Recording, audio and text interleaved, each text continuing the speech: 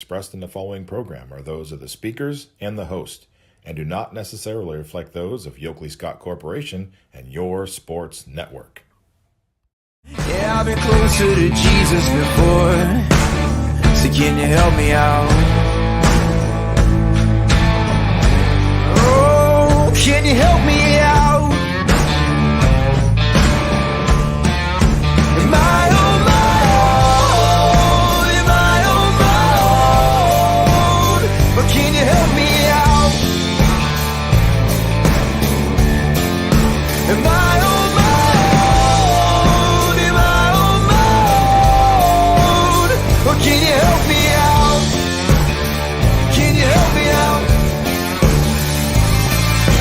I've been scared to look in my soul.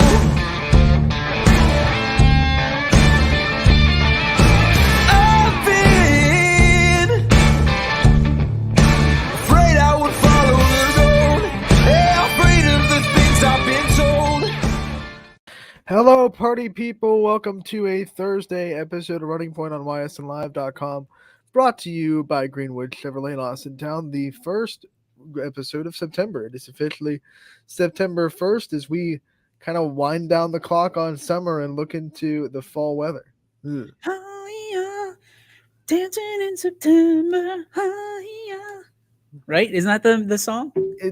Are those actual lyrics, Dancing to September? I don't know what the lyrics Oh, are. I mean, I it know fits. it's a good boogie song. It fits. It definitely fits. Couldn't even tell you who sings that, but it's way better than what I heard this morning. As soon as I got up at the 5 o'clock hour, it was "Wake Me Up When September," and I'm just like, dude, it's September 1st. Easy. It's like a couple of hours into September and they're already doing that. 5 hours in, buddy. Take it easy. Then that, and then what is it in spring? It's hello. Is it May you're looking for? You always get that in May. You in September. This is the DJ Yoakley karaoke hour. Right, it's featuring Green Day. 90s rock. I like it. September. Not a fan of August. I'm not gonna lie to you. I don't know why. Not a fan of August. You know, a lot of stuff gets started. September, I feel like is like, okay, now we engage. There's a lot to be excited about. What's your favorite part about September? Is it the leaves changing, the beauty of fall? Is it the Canfield Fair? Is it the start of every football level with NFL, college, and high school getting the full? Yeah, you can do away with swing? all that stuff. The change in the leaves, like, no. It just tells me everything's dying and snow's that much closer. But I will tell you this. I do enjoy hoodie weather, jeans weather, and football. Like crisp football, not 85-degree football. Like that does nothing for me. I'm a hoodie and jeans guy, especially when it comes to football. There's nothing like it. I've got friends that live all over the country now, and they all miss the fall in Ohio. I know you're a baseball guy though. Like, would you like baseball in 60-degree weather too, or are you more like it needs to be warmer for baseball? Baseball, dude. I play baseball in 30-degree weather. It's Ohio. We're talking about preference, right? Yeah, preference. As a catcher, I love 70 and sunny, but you know that it's extreme temperatures in Ohio. You're 30 degrees and you feel good because you got all the gear on, or it's 100 degrees and you feel bad because you got all the gear on. Get this off of me. Oh, like the sweat, the stench. Like I still have it embedded in my nose from the catcher's gear. It's just like, and then when our catcher this summer, one time it was really hot. It was on the turf fields in Columbus, and like the stuff would stick to because it was so sweaty. It's like you need a pit crew to get all the gear off just because it's all stuck. Ours was, I mean, we had a little bit older. It wasn't like the old stuff, but it was like the memory foam. So like that was like my favorite thing to do on the bench. I would just press the memory foam and it would just rebound into it. So it wasn't sticky. It was a little bit looser. Now it's more form fitting. Like Right. Everything's tight for athletes now. Everybody likes tight, short. When we wore shorts, they were all baggy. Now kids are wearing shorts like back in the 80s, where they're like right up there. And that's why, like, we're in the age where everything gets form fitted right, like accustomed to your body. So it's almost a perfect fit to where you are. Back in the day, it was just like, hey, put on a medium and it'll fit the way it fits. Like mouth guards, right? I saw a kid the other day that lost his mouth guard and would not participate unless he went and got it boiled and form fitted to his mouth because it hurt.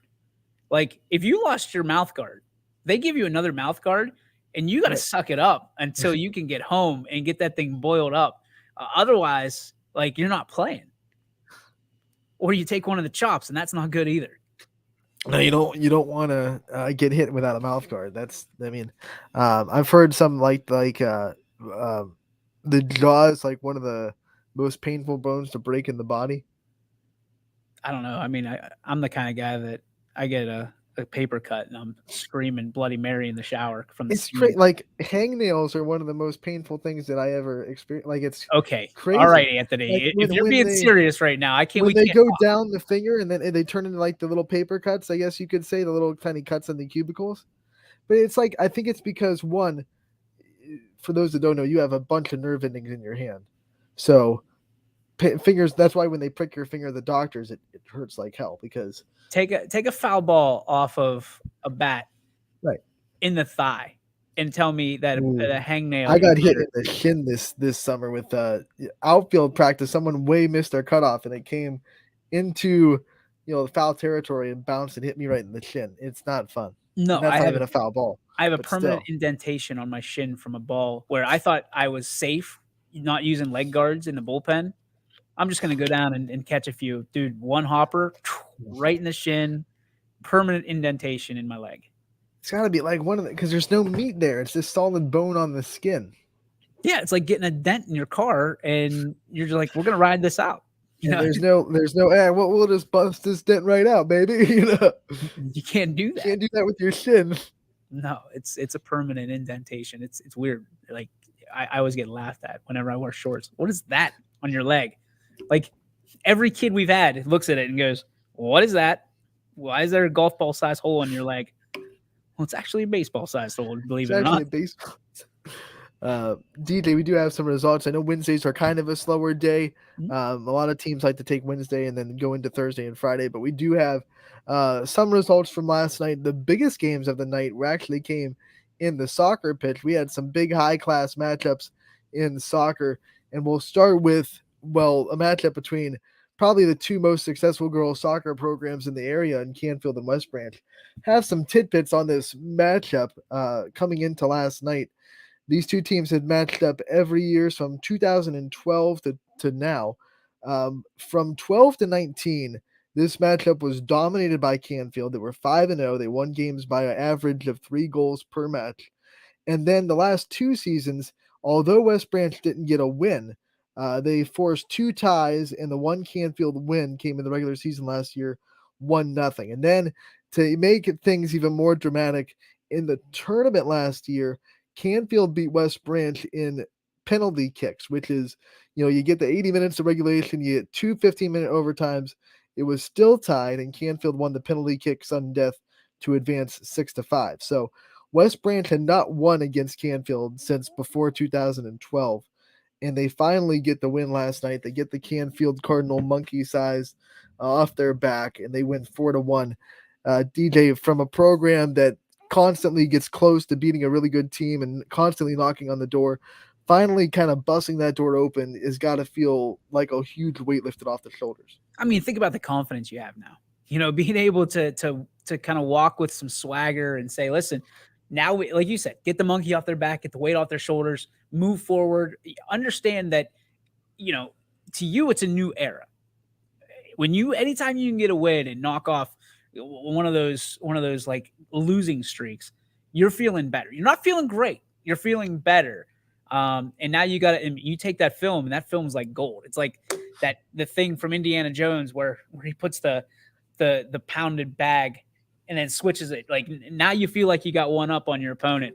So very interesting. I like seeing that. I mean, you never want to see a team get too far behind in the count, but good for them.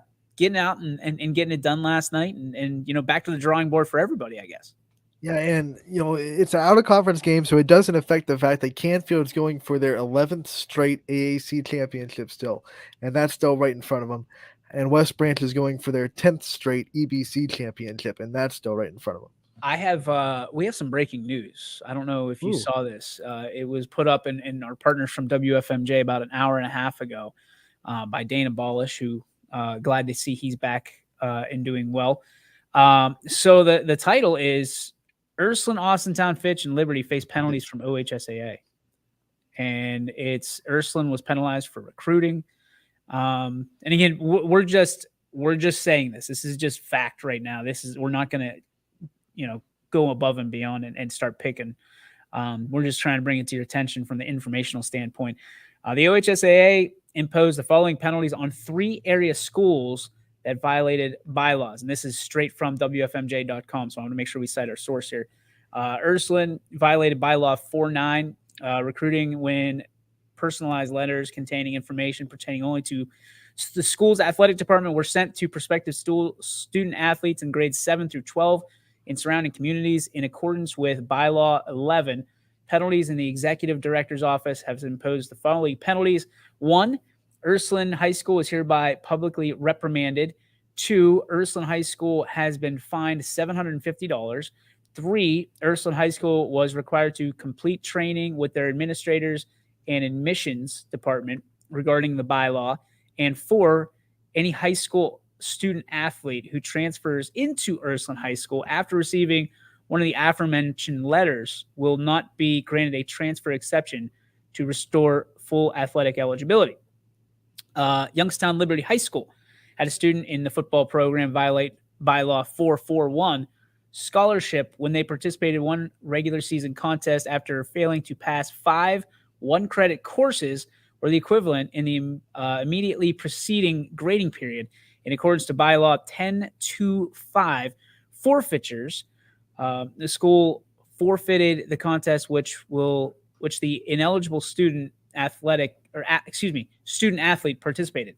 And then finally, Austintown Fitch High School had a student in the girls basketball program violate bylaw 472, the transfer rule when they participated in 2 contests during the period of ineligibility required within the transfer bylaw. In accordance with bylaw 1025, forfeitures will be awarded. The school forfeited any victorious contests in which the ineligible student participated. And again, that is all thanks to our friends over at Channel 21 WFMJ.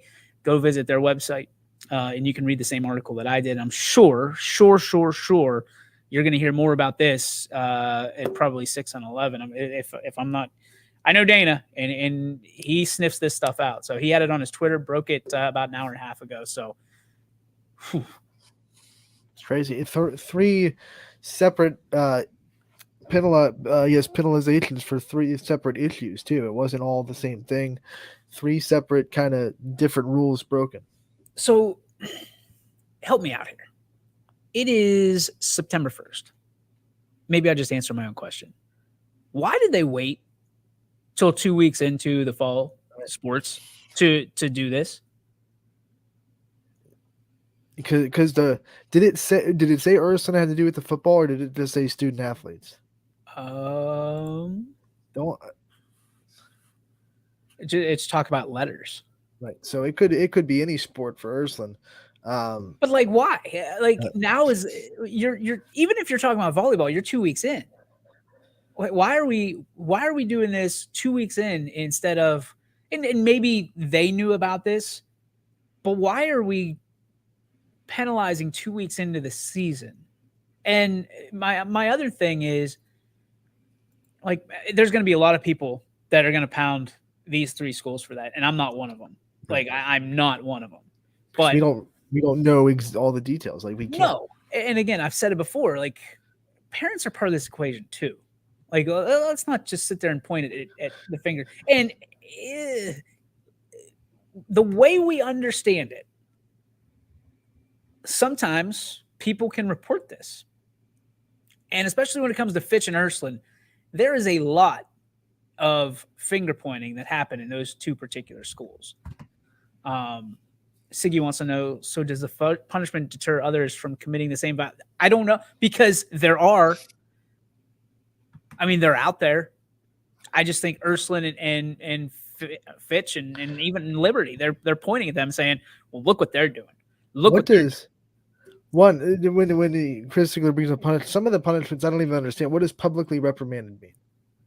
It's brought to the public's attention I mean, instead of behind closed doors. right. So, and then the school gets fined. But the other ones, like, I don't know how effective forfeiting games from a couple of seasons ago or a season ago. Really, it's almost like when we talk about professional athletes losing a trophy that they've already won. They already know they won. It's like, does that really affect? Does that really make a big impact? I despise it, and here's why. Because what was it? The USC Trojans, right? And with Reggie Bush. Reggie Bush had his Heisman ripped. Still Reggie Bush is like they took pictures. He's still the Heisman winner. Like you can't like I don't know. Like that stuff bothers me. Oh, we're taking your win. They already won. Right. They won. Your national championship doesn't count. Okay. You better take all those national championship hats you sold too. Like again, we compare the OHSA and the NCAA all the time. This is just another lame duck thing for the OHSA. 2 weeks late. 3 weeks late, really, if you think about it, to the party. In week 3. And what are you doing? If you're going to do this, I'm assuming you work all year round. Do this in the summer, and then it actually carries some weight. They're just doing this because somebody tattled. I'm guaranteeing. They looked into it. Somebody tattled, and okay, we're going to do something about this. They don't really like publicly reprimanded. And I'm not saying like for anybody. They could be any school. Right. What does that mean? Just means like we took you out in the street. We spanked you publicly. I mean, I'll tell you what it means. Excuse me, I'm getting all worked up. It means an email. That's what it means, because we all get an email, and it says, "This is what happened." That's it. In today's world, schools are publicly criticized every day. Pretty weak one by the OHSA. And I'm not. Listen, if you're gonna penalize. And why on September 1st? Like that is dumb. It's dumb because now you. So here's the interesting part, and is when you look at this, that fourth for Ursuline, any high school student athlete who transfers into Ursuline High School after receiving one of the aforementioned letters will not be granted a transfer exception to restore full athletic eligibility. Which usually you could transfer into Ursuline from a public school and not have to sit half the year because you were going to a parochial school, right? That's parochial. Sorry, not a professional. You are a professional. Parochial. I don't even know what that is. But anyway. But usually, you like with Ursuline, with Moody, we can't Catholic, all those kind of schools, you wouldn't have to sit half the year for transferring into them. So now Correct. I guess the rule is if you receive one of those letters and you transferred, then you would have to follow that. Well, then here's what I want. I want all these. And listen, I am an advocate for not bullying kids, but I'm seeing and I'm reading about these ongoing issues that when somebody wants to transfer and doesn't want to sit, they put bullying on, and all of a sudden it changes the game. And it's not being used in what it should be used as a kid is being bullied and we're transferring. They're being bullied because in most cases, at least from this lens, and this is a pure opinion, they're doing it so their kid doesn't have to sit out in their sport. And that is disgusting. I guess there's no other word for it. Because if your kid's being bullied, in today's day and age, with all the things that are going on in schools, if you're going to use bullying as a crutch, then it's going to be, the wolf in sheep's clothing again. How do we really tell when a kid's being bullied if people are using it as a crutch so their kid doesn't have to sit out a half a year when they wanted to transfer? And I'm not saying that's every case. But we don't know what to believe anymore. Some kids just want a new start. They want to change the scenery. They want what they foresee as a better education. I'm all for open enrollment because I am all for capitalism. And if I want to take my kid to somewhere else, because I feel like it's a better opportunity for them, I'm going to do that. But it's not going to be solely based on athletic ability. And will my team go 10-0 as opposed to 0-10? Because at the end of the day, you've got to learn lessons. But I don't like this because the OHSA is basically picking and choosing who they're going to penalize. Because if we're looking at it in the grand scope, you're telling me that those 3 particular specific events are the only ones? Right. They're just the only ones that got tattled on. Somebody got tattled on. And it's garbage. That's what's laughable about the OHSA. They can't govern it unless someone tattles, because they just don't have the reach to check in on everybody. So the only way they know about stuff is if someone comes to them and reports it. It's the same way as these other media organizations that come, these streaming companies that come in and they stream, but they don't have to pay the fee because they didn't report it to the OHSAA. So basically, it's the honor system, or if you get tattled on. So if company B decides that they're going to go in and they get the okay and they stream a game, it's only if they want to pay or somebody catches them that they have to pay the $250 for playoffs or whatever that may be. Like, again, I'm all for, if you're going to do what's right and do the stand-up thing and you want to have a governing body, which is the OHSAA, which is membership schools now, but you better bring it. You better do your due diligence because you're having these schools pay you now for due diligence. They're paying you because you cried poor in COVID. And then you made it, well, we'll never charge it. We'll never do. And then all of a sudden you realize you can make money on it. And now you're going to go and you're going to charge like $750. What does that do in the grand scheme of things? And I'm not saying that Ursuline's like hard up for cash, but what does that do for the OHSA? Where does that money go?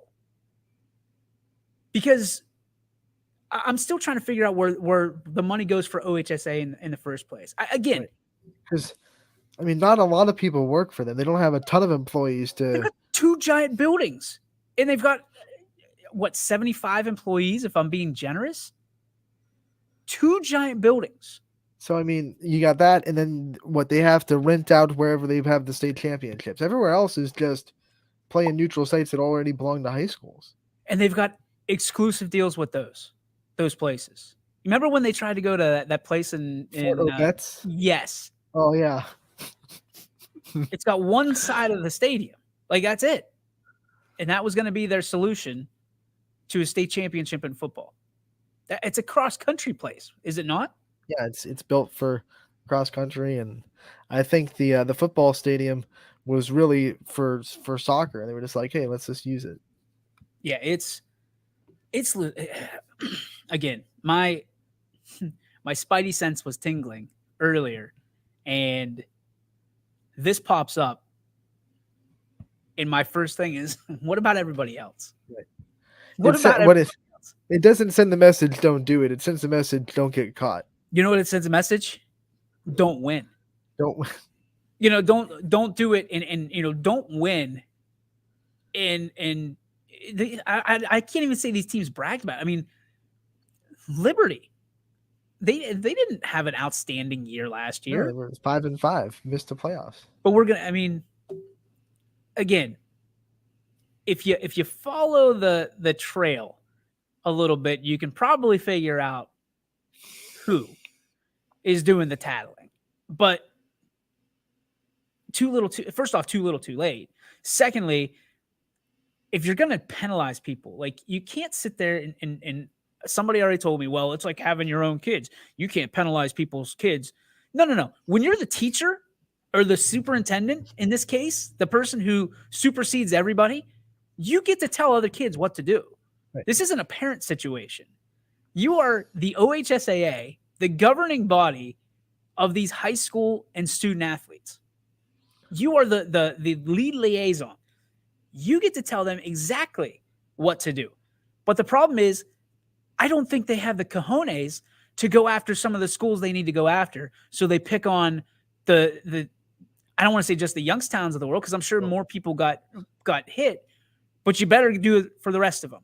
Because you're telling me that some of those teams down in Cincinnati, some of those teams out west aren't doing the same exact things, I'm calling shenanigans. And I feel like Ursuline's always been that team that gets looked at, even through the years. Go back to 2010, 2005, whatever it may be, when they had, state championship football runs. They were always like, everyone was going through them with a fine-tooth comb, trying to look for violations. Well, here's the problem, though, Ant, is whoever turned them in is going to be meeting with karma.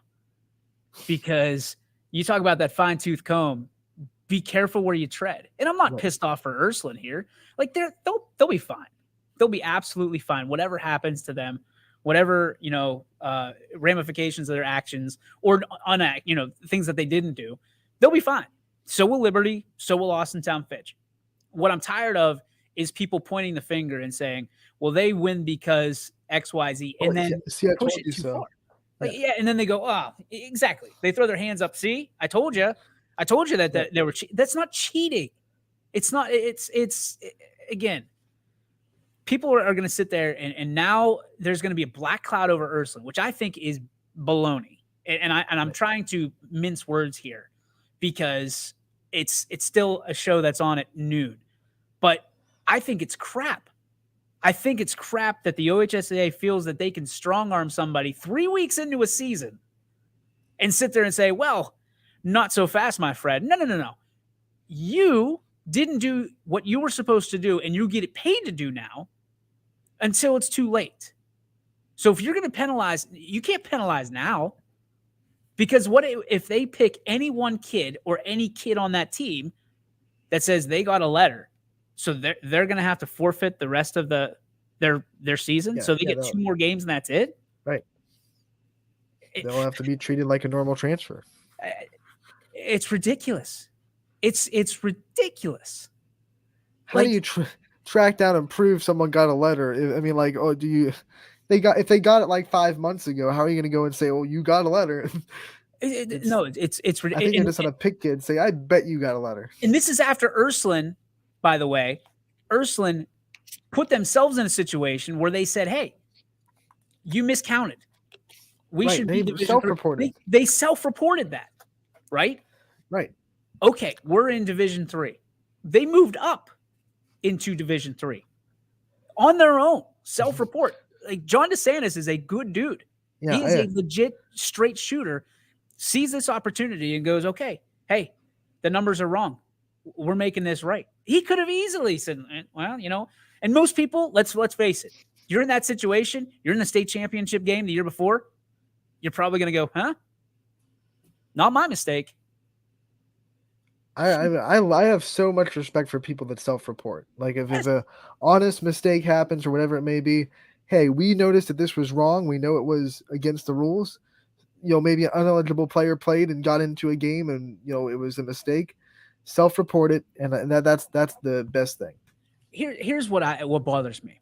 Here's what bothers me about open enrollment schools that don't like that. They have their kids leave, right? Whether it be public or parochial. It's never that school's fault. They never look internally and say, what are we doing wrong? Right. To be losing kids, or because it might not be something they do wrong. They just don't want to hear what they're doing wrong. There's a difference. Like, if little Joey's actually getting bullied, they don't want to attack that problem, that culture problem. They want to attack, well, they're leaving because, they just have it out for us. They've got a real what for us. No. There's different situations in every household. There's different situations in every single story and we see it and hear it all the time, Anthony. It's just doing your work, doing your background. And most of these kids probably wouldn't leave if you fix some of the problems. These kids, say what you want about leaving for athletics. I still call BS. Because when you've got a school that is upper echelon in academics and a school that is bottom echelon in academics, they're chasing scholarships. They want to be seen. They'll be seen anywhere on a football field, anywhere on a volleyball court, anywhere on a diamond. It's chasing scholarships because they don't want to be in remedial classes to start, to start their college career. They don't want to have to play catch up. And that's part of the issue. But nobody wants to sit there and point it out and say, hey, it's not us, it's you. Like they want to point the finger all the time. They never want to say it's our fault. We need to do better. We need to work harder. We need to do this. And I'm not talking about the schools. I'm talking about the whole picture. Sometimes it's the community that people don't like. Sometimes it is the school. Sometimes it's class. I'm not going to say and be completely blind here and say sometimes it's not athletics, because it is. But at the end of the day, the OHSA is going to sit there and cast this spell and say, you know what? Shame on you, shame on you, shame on you. Well, guess what? Open your eyes. You're the ones that opened up Pandora's box. You're the ones that sat there and you wanted money when there was no money to be had. You're the ones that want to continue to scrape away from these teams' funding in playoff opportunities. These teams do not get money in the playoffs. The OHSAA gets money. I'm telling you what, Anthony, give me $3 million and we have a live situation for the OHSAA. I will lead it my damn self. And I'm going to say players or former players, former coaches are going to be made up, and we're taking it down because I'm tired of this. Kids are being penalized for decisions that they either made or did not make on their own. And it's so frustrating to me. Somebody's going to have to sit out because somebody tattled on somebody when you've got the same thing happening down the road, right. 3 counties over, in Cincinnati, in Cleveland, in name it. The OHSAA is so incredibly biased. It just is. And they just pick where they want to pick. And it's stupid. Rant over. And we talked about it back, in COVID when they were, going to do the membership for schools. The only leverage that they have is the fact that they run the tournaments. Like if schools said, hey, we're just going to have our own kind of tournament, then the OHSAA would be having no leverage at all, because what do they have? What else do they have to offer? You know what they have? They go by the book of the NFHS, and they warn you whenever, things are, again, somebody could come in, and it was there 700 schools in Ohio. Yeah. Somebody could come in and do a much better job and tell you, this is why we do it this way. I'm blanking on the guy's name, the executive director, Snodgrass. Dude was a G. He told you exactly how he felt. He told you why things were the way they were. He got replaced because of it. And they kicked him out because, he didn't stand in line. Like, my guy just wanted to know why. Why are we doing this? And he fought for the kids, and he fought for the coaches and the programs, and things were trending in the right direction. And I'm not saying they're going backwards, but how the OHSA survived after COVID, I will never understand. Well, I understand. I have a great understanding. I'm sorry. But without media broadcasts, I will never understand. And, you were talking about schools not wanting to look at themselves internally. I think the OHSA didn't want to look at their own problems internally either. When Snodgrass was saying, hey, this is wrong, why are we doing it this way? They would rather just, like you said, stay in line, and let's not look at what we're doing wrong at all, and let's just point out what others are doing wrong. Do as I say, not as I do. And that's the other way around. There. No, it should be. Do as I do, not what I say. Well, I guess that's not the other way. That's what they're saying. Do by example. Don't watch what we're doing. Right. We're telling you what to do, and that's garbage. It's not a way to lead, and that's what the OHSA needs to do. They need to be leaders. This is not leading by example. This is hearing stuff and then investigating and finding what you want to find. That's what it is. Like, if we're being true with this situation, the Ursuline never should have had to turn themselves in. The OHSA should have been all over it. Right. They should have been, hey, just a heads up. You're one guy short, or you're one guy too heavy.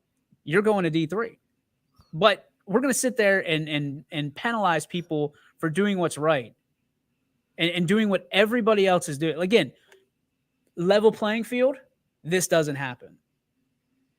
We're picking and choosing, and it drives me nuts because there's a lot of great people over at Ursuline. There's a lot of great people in Liberty. There's a lot of great people in Austintown Fitch that are waking up this morning going, what?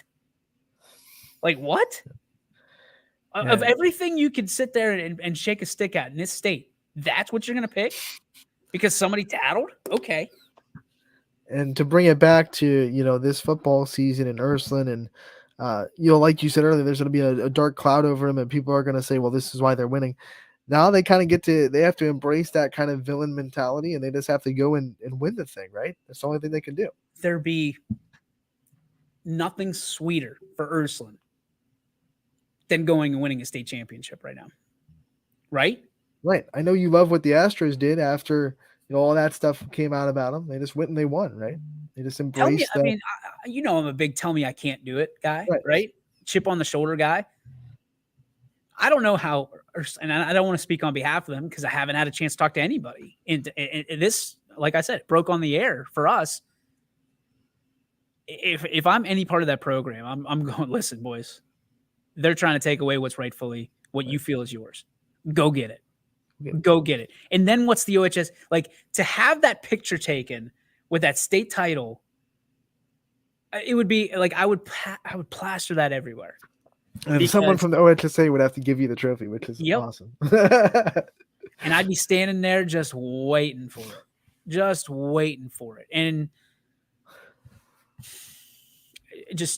I hate to wag my finger and say shame, shame, shame, but like shame on the OHSA. Like be better. And they're going to come out and say, we're doing what we feel is right. If you were consistent, that'd be a good argument, but you're not. Consistency. There you go. Consistency. But there's none because somebody else knows that there's something going on. Again, down the street, three counties over, whatever it is. But they're not going to do it because, well, we do get a lot of money from okay, whatever, dude. Yeah, if you're trying to tell me that Ursuline was the only school that had any contact with a transfer before they transferred in any way, shape, or form, then that's just, you're crazy. Shenanigans. And it happens in open enrollment all the time. And people will tell, I mean, like, we're privy to situations. I'm privy to situations where I just sit and go, it is what, like, 5 years ago, 6 years ago, I'd be stunned. I'm sitting there like, oh my goodness, this is real. Are you serious? Yeah. And now listen, so many people do it that it's just part of life. It is what it is. It's COVID. You just deal with it. You live with it. You move on. All the time. And listen, if you're sitting there shaking your head saying it doesn't happen here, it probably happens more here than anywhere. You're part of the problem. Yeah. I mean, because if you're that blind to not see it, there's a lot of coincidences going on around here. Yeah, and I'm not saying here. I'm saying right in the state. There's a lot of coincidence going on. Huh. Hey, these kids can't make money. These kids, NIL, no, can't do that. And oh yeah, by the way, thanks OHSAA, because we're not going to make those tough decisions. We're going to put it on the schools to make those decisions. Give me a break. Just like they did that with COVID too, right? Like it's not gonna be our guidelines. You guys get to make your own. Governor. They didn't make a decision until the governor made, and which I understand. If the governor says no and you say yes, he supersedes you. However, they waited and you remember it was 6 days. But you could have said something, and then if he said something conflicting, you could have said, "Okay, we're revoking that." But they just waited and said, "Well, we'll just let." You could have said, "It is what it is." Right? It's whatever the governor, says. We want to play football. We want to do this. We want to do that. I'm not saying that what they did was incorrect. I'm just saying if you want to sit there and make tough decisions, you better consistently make tough decisions. You want to be the good guy? You want to be the good guy? Go sell ice cream. You want to be the guy everybody likes? Go sell ice cream. You want to be a leader? You got to make tough decisions. And right now, like, again, they're going to say, well, when it's brought to our attention, you should have it attentive all the time. They are paying you to be attentive. What are they paying for? Like, what? I don't know. I don't know. Take all that money you're getting and get more employees to make more oversight. Okay, let's say that it's $1,000 a school, right? That they're getting. Times 700 schools in the OHSAA. Yikes. $700,000. I think that makes up somebody's salary. I think so. I would hope so. And some schools are paying more. So you're looking at $1 million to be your membership fees and dues and all that. And then all the money you make off playoffs. Oh, ask any athletic director. Ask any athletic director if they would love to comb in that money. Because they get, I forget, it's like $1,500, I want to say, out of that money when there's a gate of $20,000. That's like, it's like for the OHSA, $1,500. Like I can find that in my couch. Hang on a minute. And they make sure they count every penny of that. Mm-hmm. You know what I mean? Like, well, we give them, they can have, what is it? Concessions and parking. But then when you charge for parking, people get in an uproar, and then you get drama on the parking lot. Like I've seen cars like scream at the volunteer students that are helping parking because they don't want to pay $5 for a parking spot. I'm not paying $5 for this. This is ridiculous. I already paid $12 for a ticket. Oh, well, here's the problem. The school's not getting any of that money, and the school needs to make money in order to fund programs like the one you're seeing on the field tonight. So, ipso facto, blame the OHSAA. And give me $5. And here's $5, and there's your spot. Go. Follow the guy in the yellow vest. We have to pay for some bills and keep the lights on. So we're going to say hello to some of our sponsors with a commercial break, and we'll be back on Running Point, brought to you by Greenwood Chevrolet in Austintown. Why choose local? Because you live here, work here, learn here, relax here, and celebrate here. 21 WFMJ is our Valley's only locally owned TV station, and our focus is local. Other TV stations don't have that same focus, as their owners are somewhere else. But 21 WFMJ is rooted in the Valley. Local people making decisions that affect your life, right here where you live.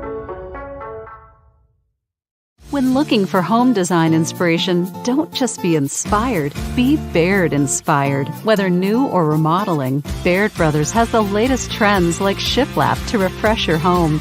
Go from inspiration to installation with our wide selection of in-stock American hardwoods. From the rustic charm of antique oak to the warmth of traditional cherry, Baird Brothers has what you need to make your home inspiring. Baird Brothers, our family's heritage, your family's home. Hi, I'm Colin Chupa. And I'm Kelsey Clem from K-Squared Marketing. Our boutique marketing firm specializes in media planning and buying, public relations, event marketing strategies, and strategic sponsorships. We can integrate our services with your existing game plan, or we can be your entire marketing team. Your goals, our game plan. Let's win together.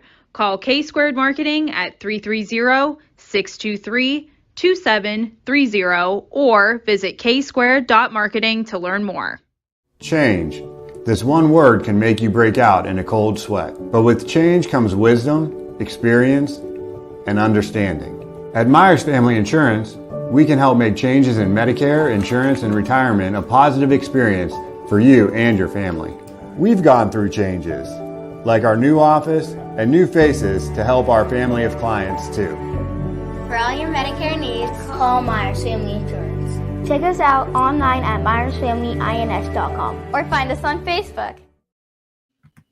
Jimmy Sudman here, Director of Isle, Purple Cat, and Golden String. We are happy to support YSN and two of my favorite people, Scotty Mincher and Super Dave O'Malley. We are an agency that provides services for adults with disabilities. We infuse humor, passion, and joy into their lives. If you know of any folks with disabilities that need our assistance, please contact us.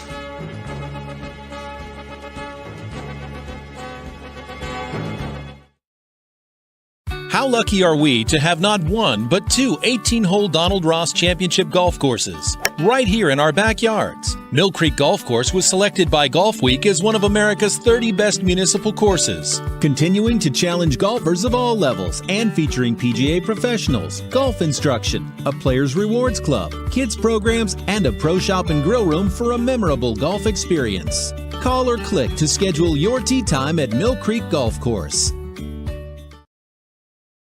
At Greenwood Chevrolet, we offer a worry-free experience for all our customers. From sales to financing and even service, we'll help build your perfect vehicle and lock in your trade value while your vehicle is being built. No worries. We guarantee financing, regardless of your situation or credit history. No worries. And when your vehicle needs service, our award-winning team will get you back on the road. No worries. That's what going the extra mile means. Only at Greenwood Chevrolet.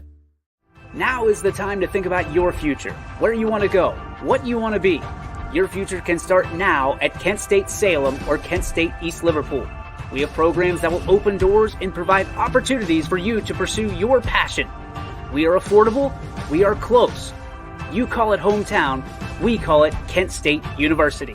Learn more at www.kent.edu/Columbiana. You belong here.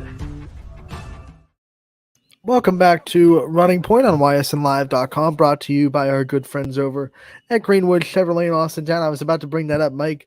Our buddy Mike bringing up another good point about more money that the OHSAA gets because the officials and referees have to pay $50 per season every time they go out to officiate. I hate them. And that doesn't include, I don't think that includes the equipment they have to buy. Nope. The shirts, pants, shoes, and then if you're baseball, softball, you have to buy the behind the plate gear too.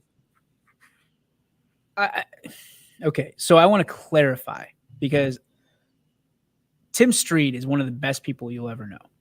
He does one of the best jobs in communicating of anybody, but the rest of it's a nut house. It's ridiculous because Tim does a great job. And his team does a great job, and they're in a real tough situation, real tough spot. Right. And so is the OHSAA. But like I said, man, if you're going to be a leader, you're going to be in some tough spots. And we've been there. We've had to make some tough decisions, and I'm not comparing us to them, but welcome to the real world. And it's just, man, I get so fired up, and I got text messages that are going on between breaks, and then it's just like, they're like, you're hot on this. Yeah, I am hot on this because you're cheating kids. And it's one of our family members, members of the YSN family. It's almost like someone's hurting your child. And nobody's going to stand up. And I realize that not everybody's fortunate enough to have a talk show like we do, right. From 12 to 4 typically. But somebody's got to stand up for these kids. Somebody's got to stand up for these programs. Because if a program says anything at all, Anthony, people go, well, they kind of dust it off, push it under the rug. Right. No, but when somebody puts out facts and says, hey, make your bed before you tell somebody else to do theirs. And know your facts. Don't sit there and say, we're the ones that did it. We did it. And honestly, and I don't know this for sure, it should be a public thing that if you're going to turn somebody in, you should have to raise your hand and do so. Look me in the eye. If you're going to tell me that I'm doing something wrong, look me in the eye. Right. You shouldn't have to say I'm anonymous. There's no anonymous tips in high school sports. No, this isn't. Save that for the mafia. Milk carton. This is right. Okay, you got to say, because a lot of times, here's the thing, Ian. We have to be in check because we're announcing between 13 years old and 18 years old. The majority of the time. We have to keep our opinions in check, and we have to keep some facts in check because they're kids. Why does nobody else feel the same way? Why does the OHSAA not have to feel the same way? Because now you're penalizing kids. Those kids, and you should have to look that person in the eye that essentially, calls you out, calls you to the carpet. You should have the opportunity to say, okay, you're saying this about us. Right. Well, look what you're doing. And 9 times out of 10, it's someone inside the community. I don't think that's it though. So, or someone inside the I shouldn't say the community sounds a little bit, but it's someone either in the community or in one of the neighboring communities. It's not someone from Columbus turning in Ursuline. It's someone that would negatively affect from being known that they turned in that school because they live down the road. Everyone would know it. I get frustrated with this stuff because it happened a few years ago, and then it turned into I didn't do it. I didn't do it. I didn't do it. We all Someone know did it. Yeah, we all know who does that. Pardon me, but I mean, you've seen that segment. Come on, man. This is a perfect. Come on, man. Right. Come on. And you think you're hurting but all you're hurting is the kids, like the AD and the administration. You're not really hurting them too much.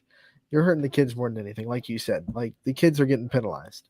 I'm trying to remember. There was something that was going on over a coach. It was a couple years ago, maybe, and they didn't reprimand the coach until the season was over. Like they knew it was going on. Right. But they're like, hey, we don't want to touch that until the season is over. I don't think they won a state championship, but they had some trophies. And we'll look at it when the season. What does that do again? And now you're going to do it 3 weeks into a season? I'm over it, man. I'm over it. Again, I'd love to sit down and have conversations with the people in that room and say, okay, let me get this straight. You've had all summer. You've had 3 months to do this, 4 months. And we're going to wait till September. Are you kidding me?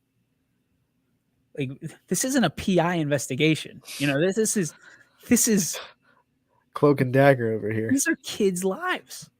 Columbo's not standing outside of Ursuline going, yeah, see, come on.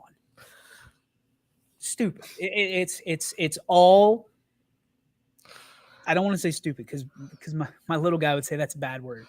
It is unfortunate. That's my word. It's unfortunate. It's disappointing.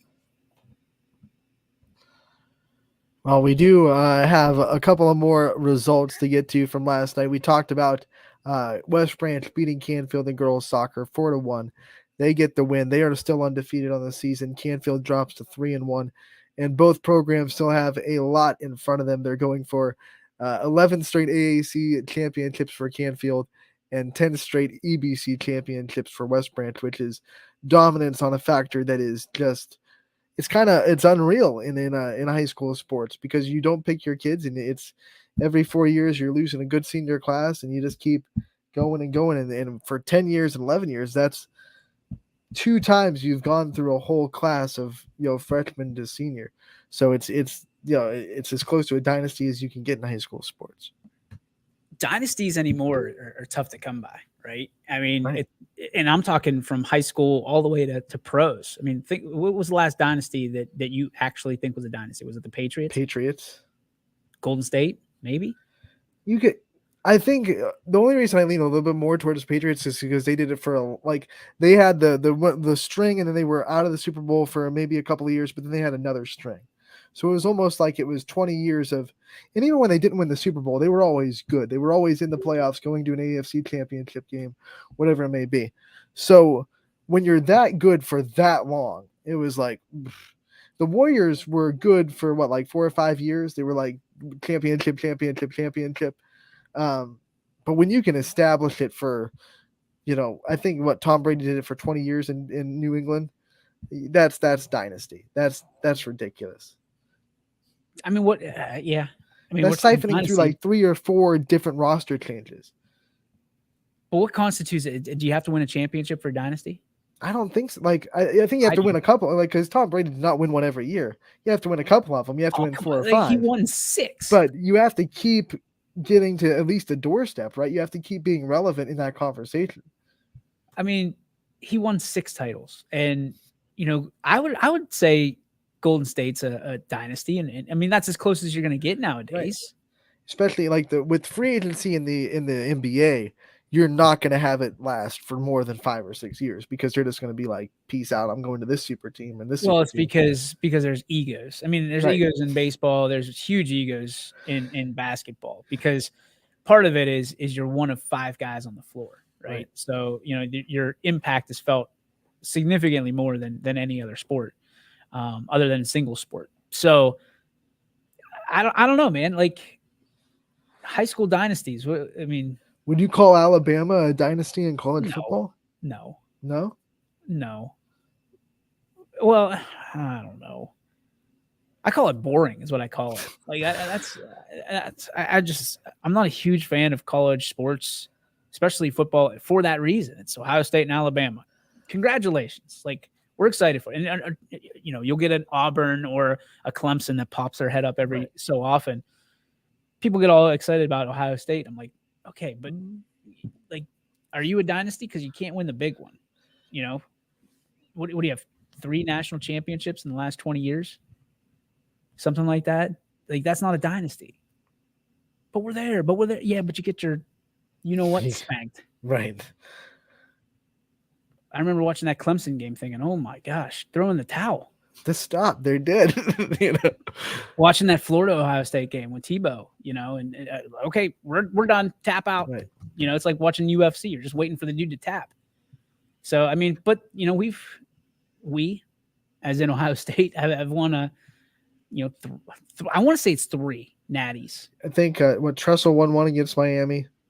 They had that year with the guy that was a backup to start the season. I can't remember his name. Craig Krenzel.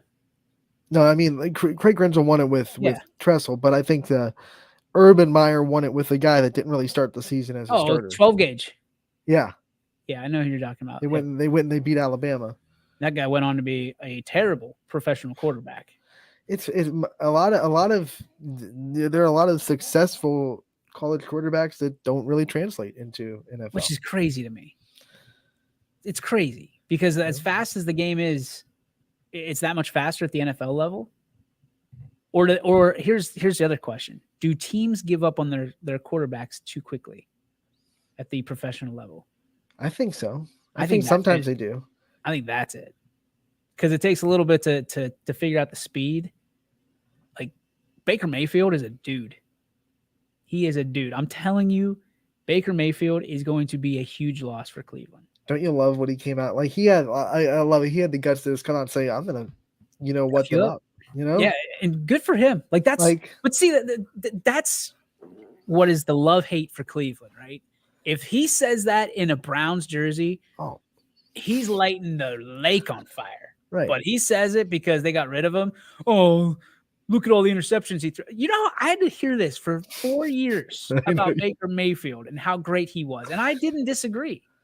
And then he has it last year where he's thrown out to the Wolves and people are like, oh, Baker stinks. He's the reason. Like, let me ask you honest to God question, not to bring up Deshaun Watson. Deshaun Watson is not a mentally tough dude. He's not. No. Look at what he's been going through. Right. He's not a mentally tough dude. What do you think is going to happen when Cleveland turns on him? He hasn't played football in over a year. 2 years. Yeah. So because he didn't play last season and Correct. He was hurt the season before. Correct.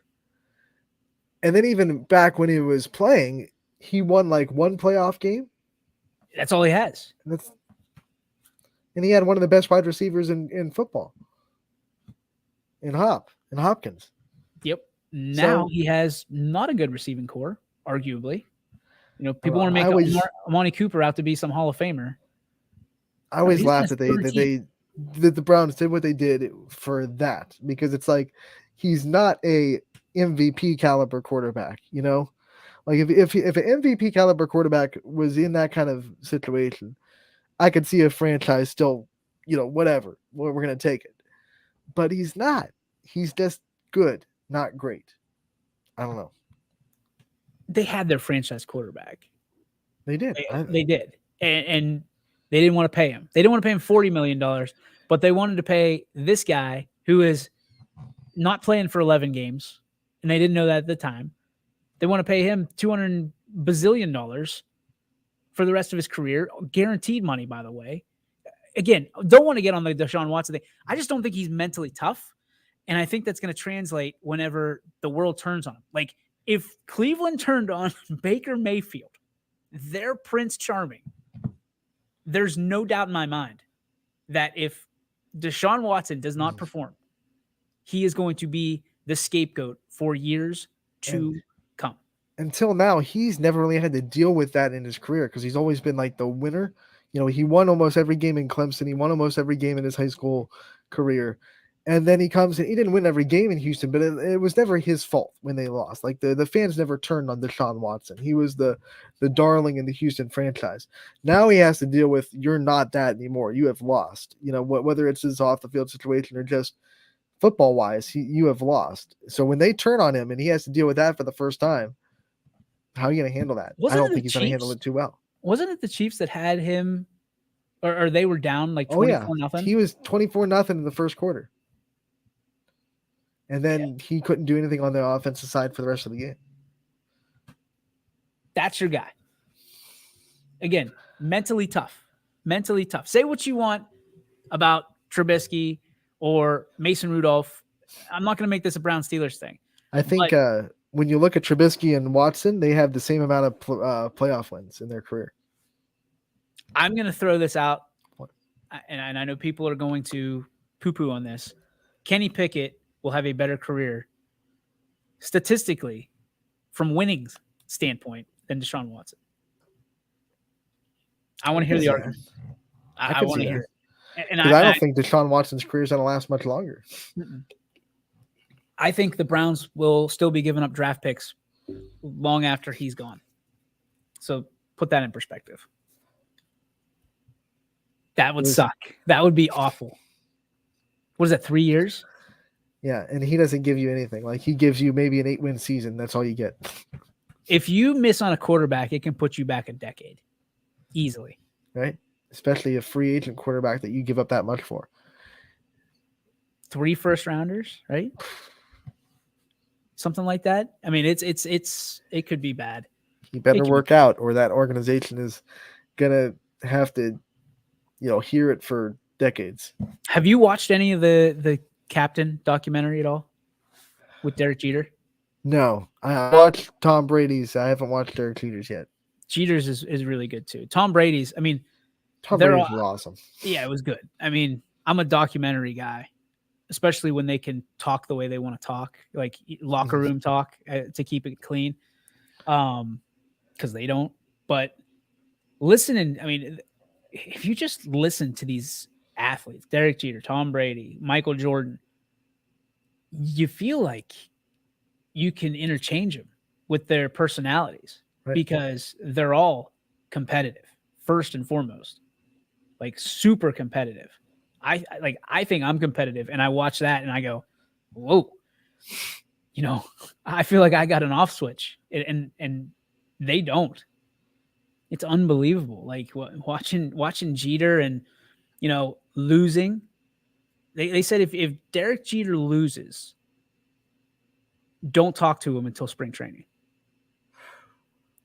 Like that dude put his career first and foremost, doesn't get married or have kids until after his career.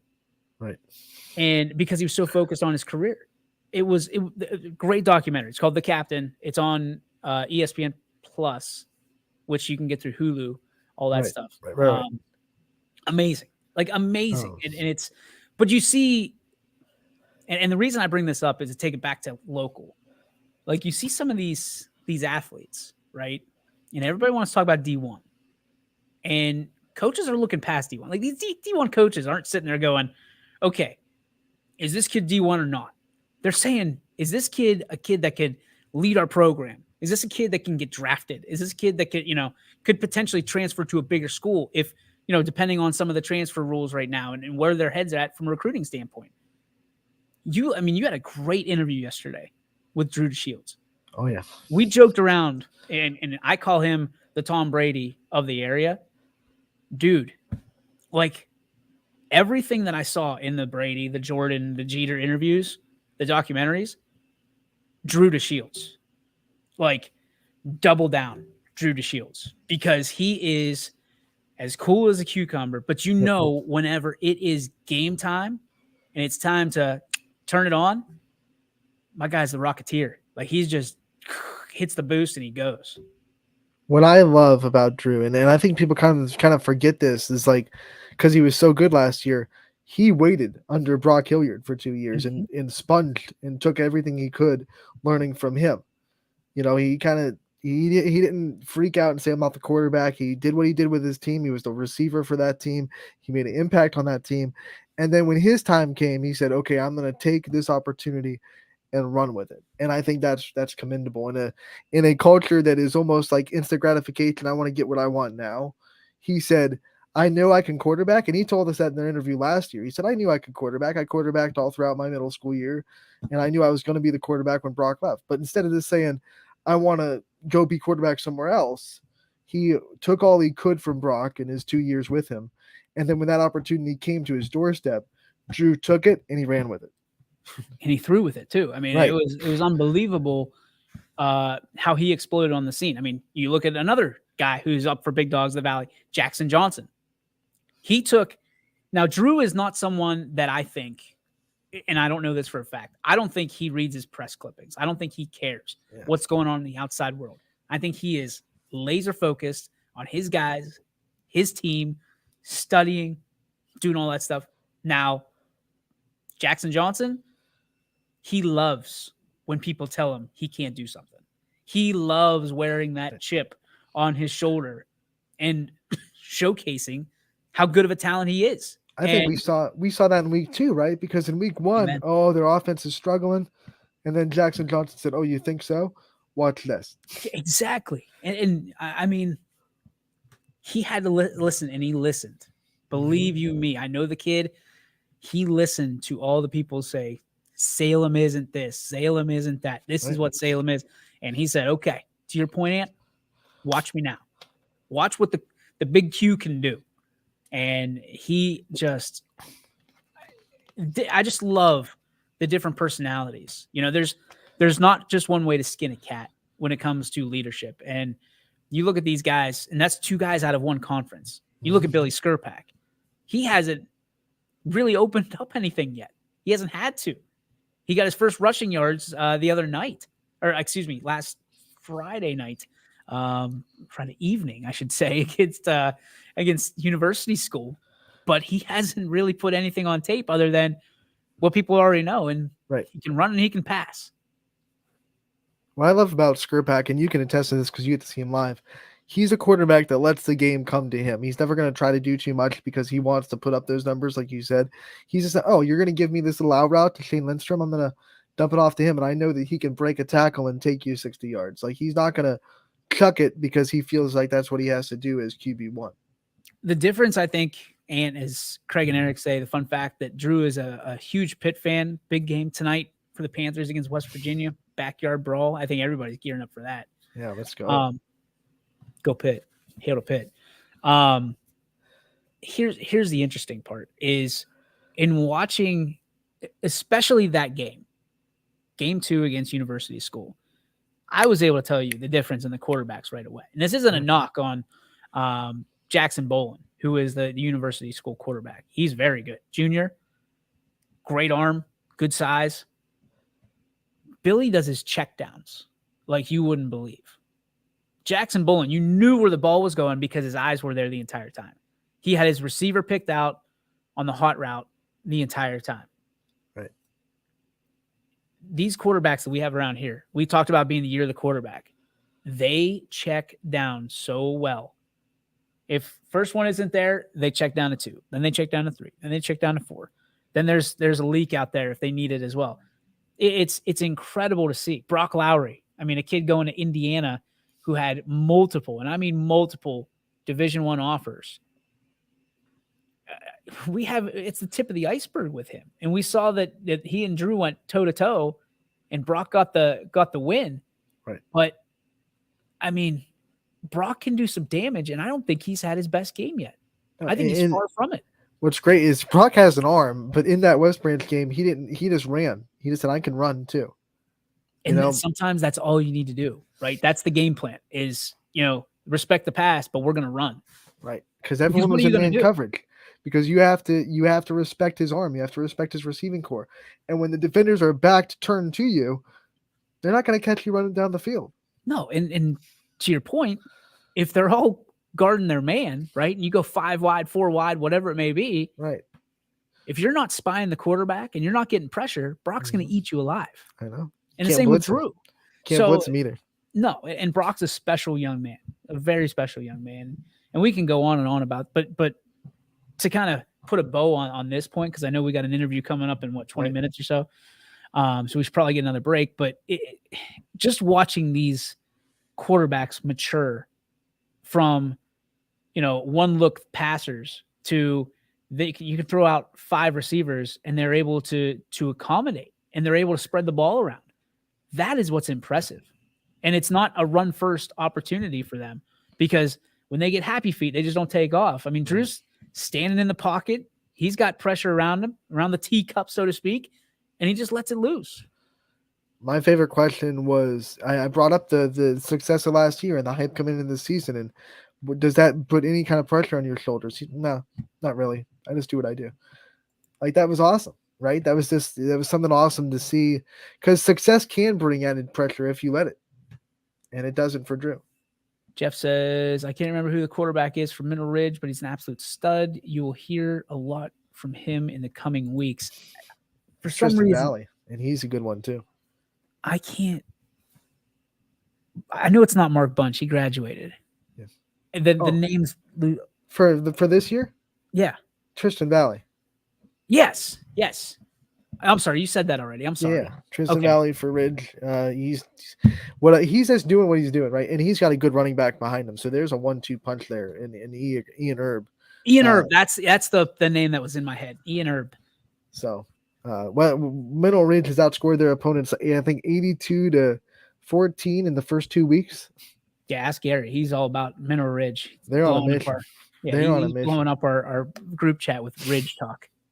They're great. We don't know.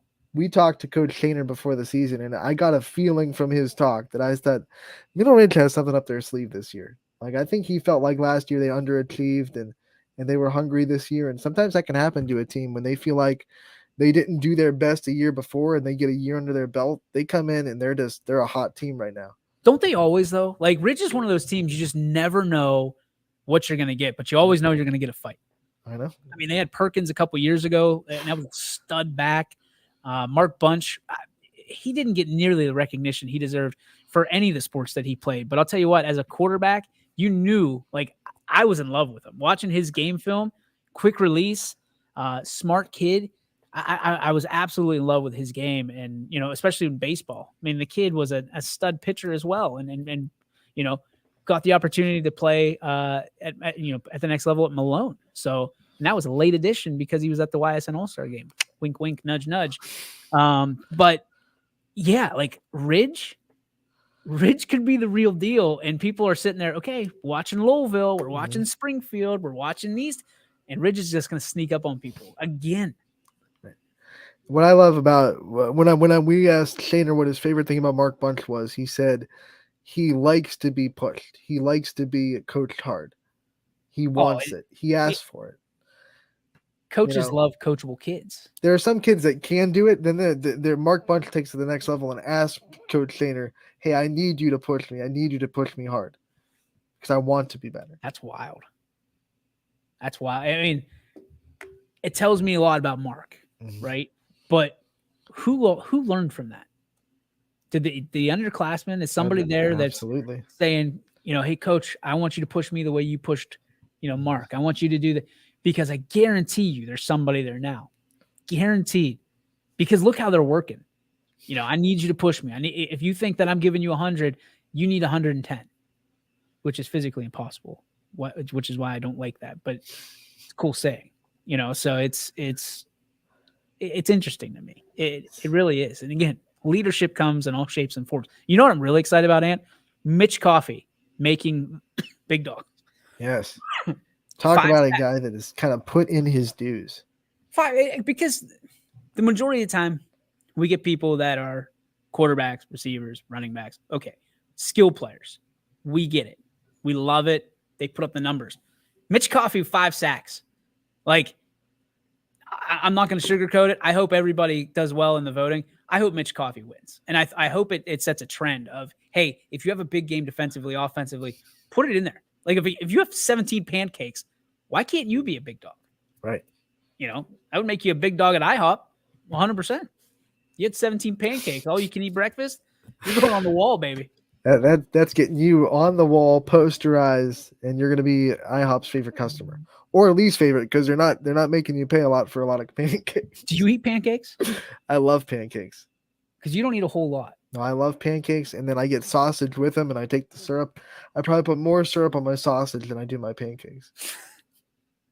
Oh yeah. Changing. If you were eating if you could have like an all-you-can-eat feast or a contest, what would you beat everybody at? I can put down a whole lot of pasta, and I think it's because it doesn't hit you right away. What kind of noodles? Like I like the spaghetti. I like rigatoni. There's penne that's like kind of the thin rigatoni.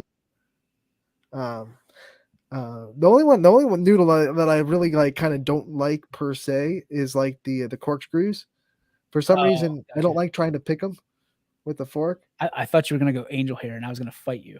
No, I love angel hair is awesome. That's where it's at. Yeah, because angel hair is good. Angel hair, you just twist it up and you just straight to the gullet. I know. Yeah, but I think because pasta hits you a little bit after, like you feel pasta about a half an hour after you eat it, like rice, it's carbs.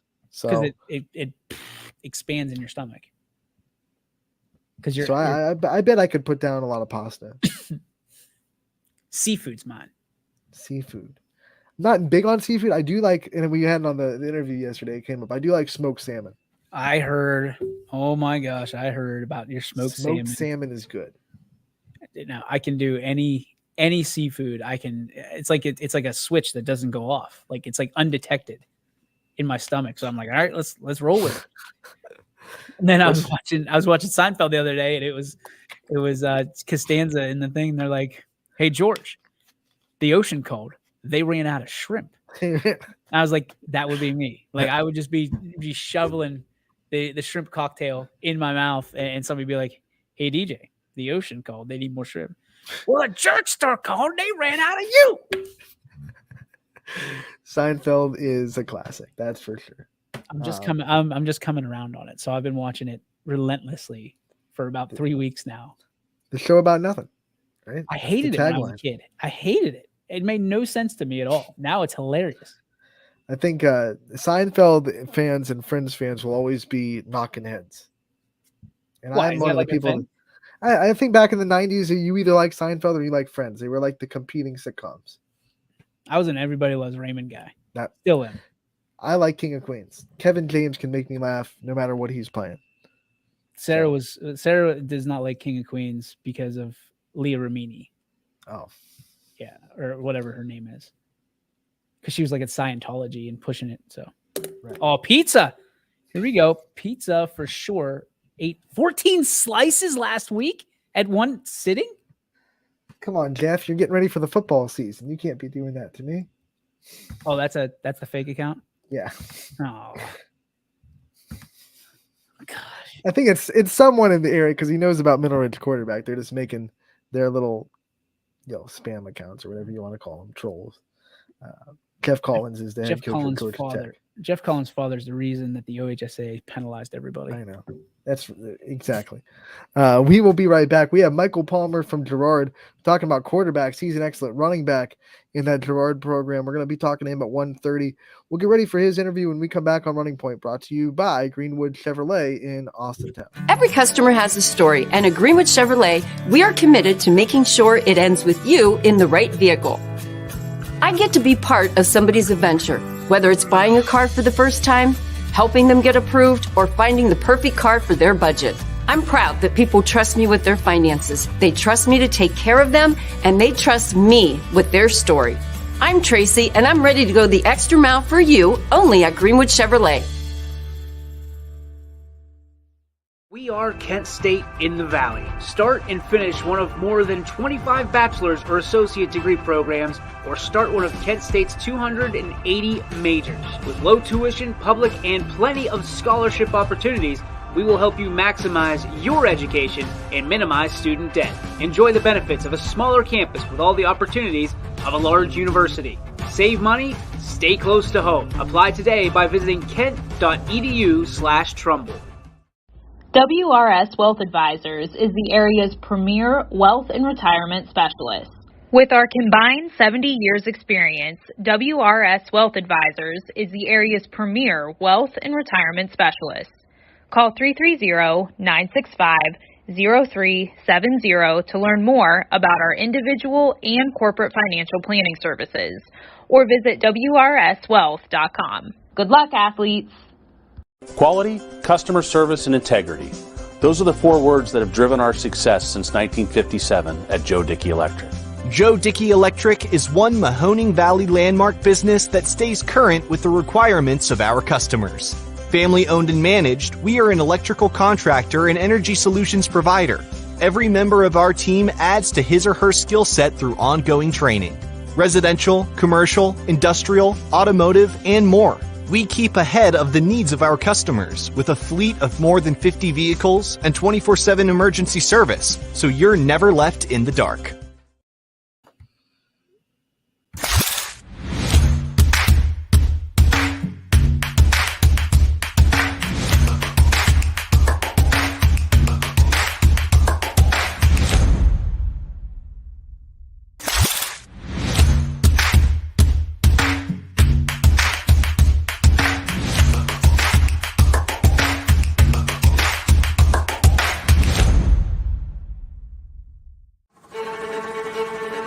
Reliability,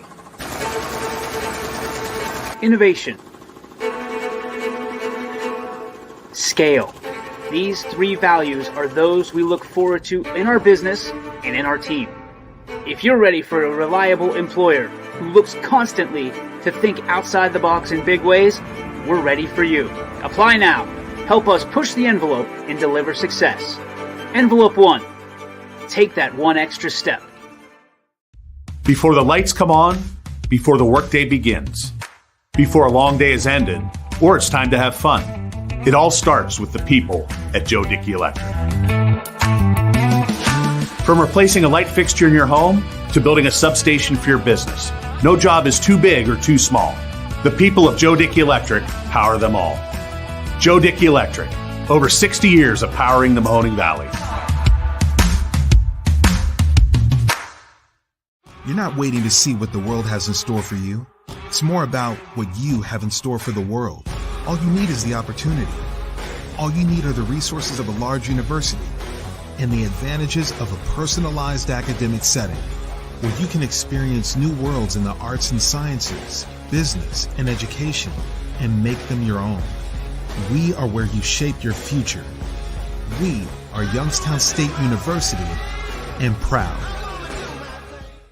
WRS Wealth Advisors, the area's premier wealth and retirement specialists.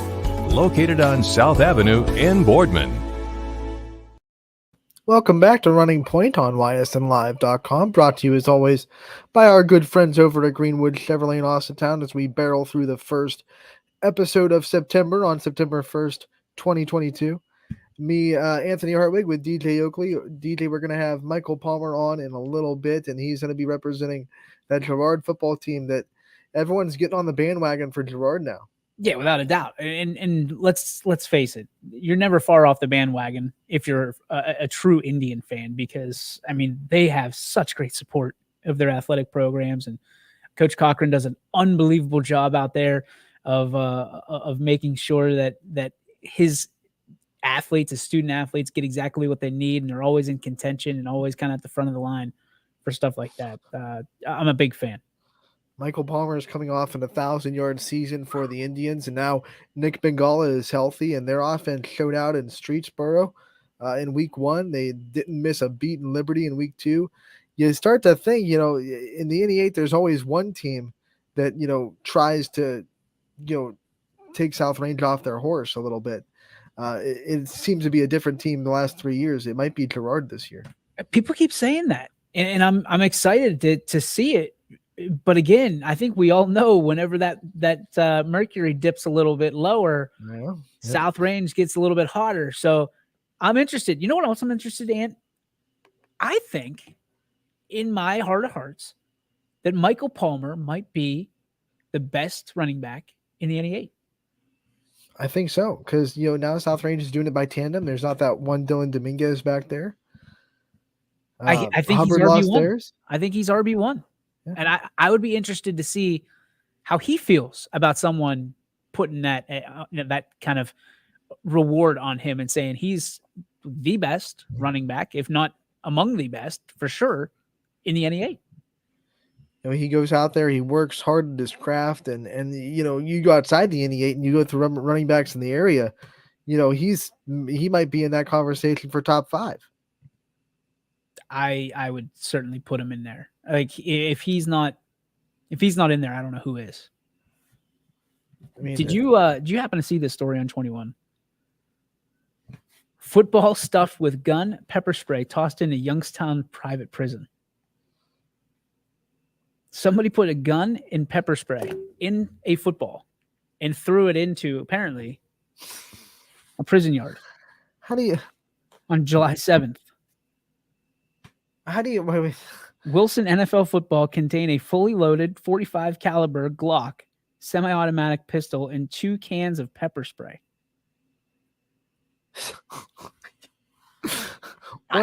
I'm just trying to wrap my head out how you open the football, put something in it, and then reinflate the football to throw it. Yeah, you do the stitches, and then.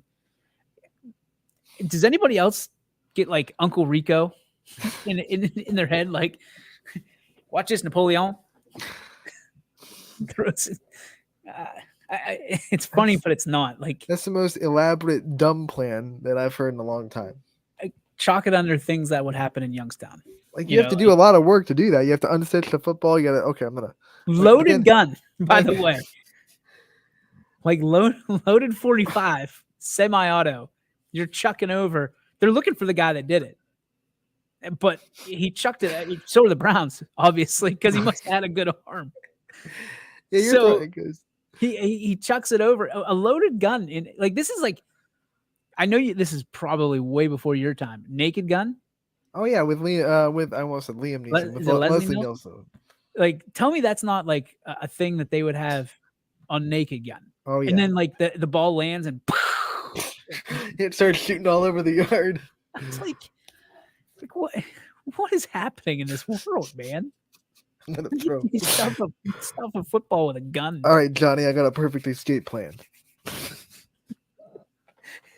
Not 1, 2 pepper sprays. And they look like they were duct taped.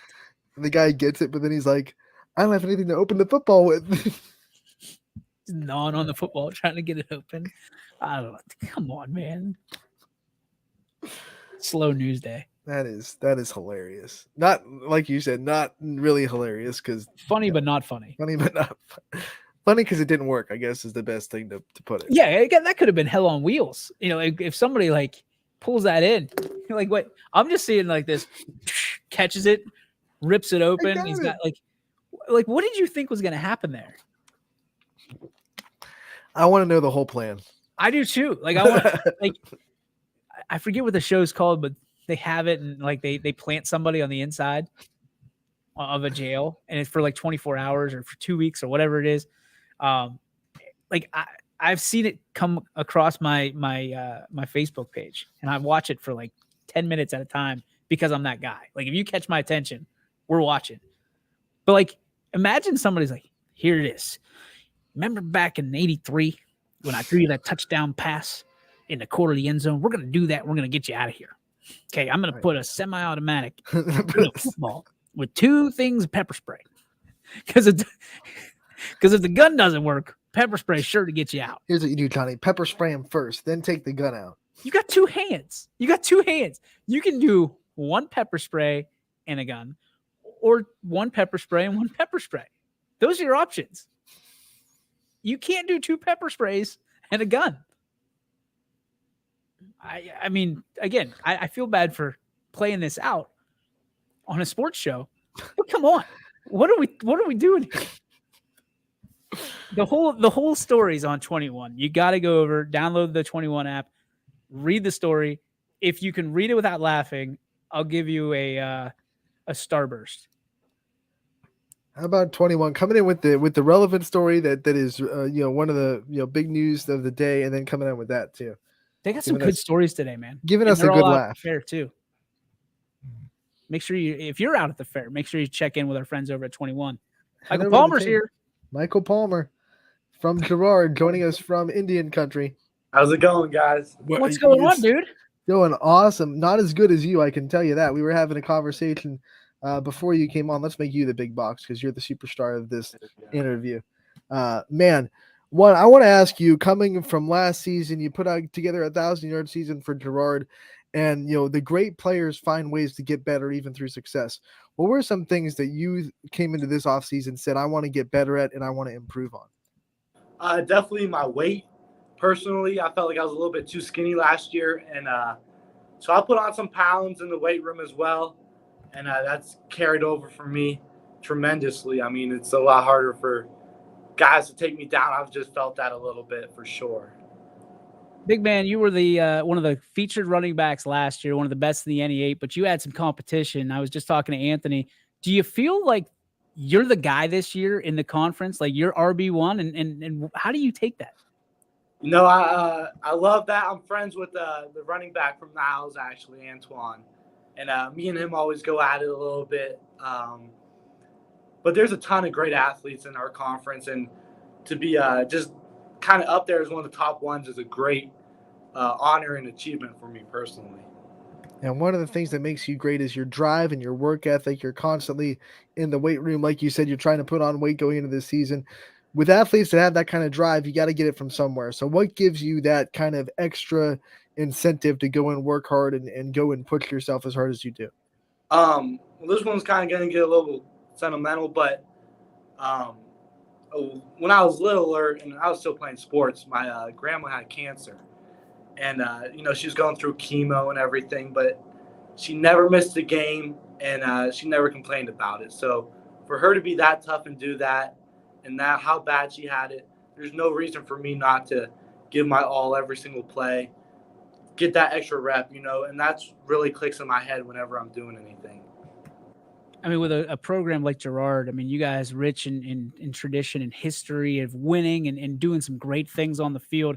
How do you feel about being one of the leaders and carrying that on your shoulders? And what kind of legacy do you want to leave? Oh, I would love to leave just the ideal of working hard and you're going to get it done. And then also just the brotherhood what Gerard has, I feel like should be a part of everyone's legacy. Your teammates are there for you. It's a family, man, and that's what it comes down to for me. This team is off to an incredible start this year. You guys have kind of left people in the dust. You had a good win over Streetsboro, who got you last season, so a little bit of a revenge game. And then you didn't slow down against Liberty. What is so unique and special about this team this year that has helped you get off to such a fast start? Honestly, I think we all grew up a little bit from last year. I mean, a lot of our playmakers played last year. And, we are kind of learning to win. Our quarterback, Nick Mangala, he's throwing the ball amazing. And all my receivers are catching it. And that opens me up then because now I'm going to be able to run the ball more without having them key in on me as much. Because now you got to worry about the other guys also. And then the line does a great job of pass blocking and run blocking. So overall around, everyone's just kind of stepped up, and that's what's going to take us to the next level. Michael, I see the cross on your necklace. I see the FCA. Talk about your faith and why it's so important to you. Oh, I mean, I go into every game knowing God's behind me. He's got my back. All my angels are up in heaven watching me play, and it's a big thing for me, honestly. Just it also gives me an extra drive to just go out there and work harder.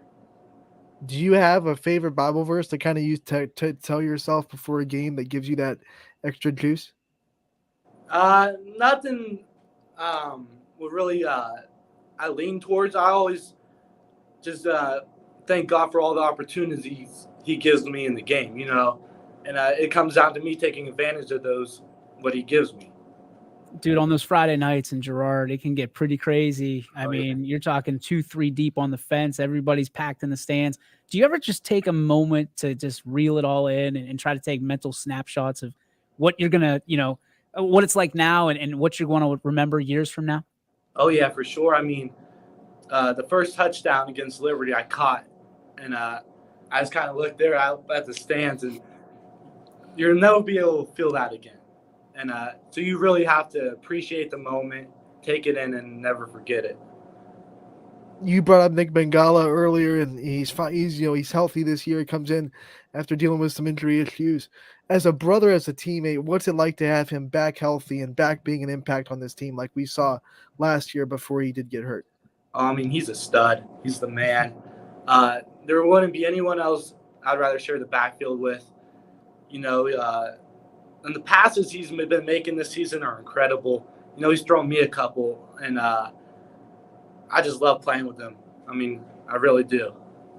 Michael, what's one talent that you have that maybe nobody knows about until right now? One talent when nobody knows about would have to be I've been golfing pretty well, to be honest with you.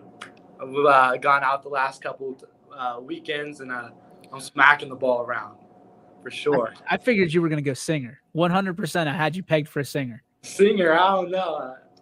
I can't move my voice too well. My Spanish is not too well either because of that.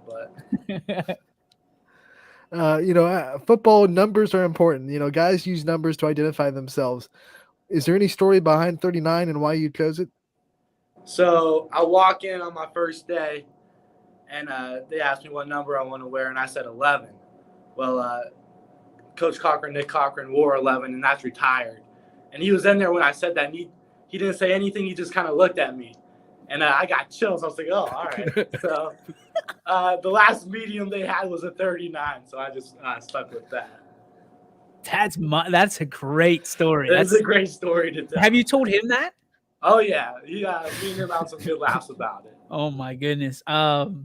So what's the pregame ritual for you? A lot of people, will either watch film or, read or, what's it like for you hours leading up to kickoff?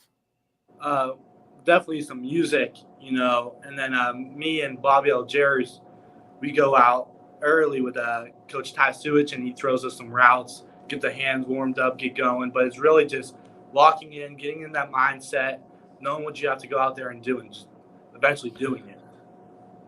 We talked about the atmosphere on Friday nights for the student section in Girard, but you get to be a part of a student section for other sports. What's your favorite sport to go and watch as a student section yourself? The volleyball team, man. I mean, we have a good one too, so it makes it even funner. We go, and the whole football team comes. I mean, that's the thing I love about Girard. It doesn't matter what sport. The whole community shows up. The whole student body shows up, and everyone's really supported as a family. And you don't get that anywhere else, I feel like. I was just going to ask you what you love about Girard, but you answered that question. So yeah. Let's move on to what's the one thing you're going to miss most about being a Girard Indian? Definitely. Personally, I'll always be a Girard Indian, but after I graduated, it'd have to be all my friends here. I mean, I met a lot of people who I love and consider my family, and I'm sure we'll stay close, but it'll just be different not being able to see them every day and playing alongside of them. What about plans you have for your future after you go from Girard? What kind of things do you want to see yourself doing in the next 4 or 5 years? I would definitely love to, get on like a coaching staff somewhere, whether it be like an internship or anything like that, just to get some experience. I want to be a coach when I'm older for sure. And, but the path for that isn't like a set thing, see where God takes you and just go from that. What are your passions off the gridiron, man? So you're talking about, and you don't have to make any drastic decisions today, but like, what do you like to do? What do you think you can see yourself doing? I mean, I love just practicing also, in the gym, getting shots up with my dad is one of my favorite things to do. Cause it's just you and my dad, and then it's the hoop, and it seems like nothing else in the world matters right then and there. And I'd love to just get that feeling somewhere else along with it. And when I find that, then that's what I'm going to go for sure. As an athlete that's so successful, I'm sure you've had the chance to talk with, the youth of the sport in Girard, the people that are growing up in the program.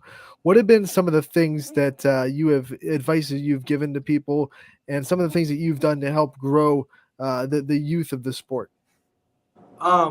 Honestly, I feel like just showing up, I'll go to some of the GLI games, even the 8th grade and 7th grade games, because those kids are there for you on Friday nights, and that means the world to me also. And just to be there for them and show them I care about them and hope they do well and succeed.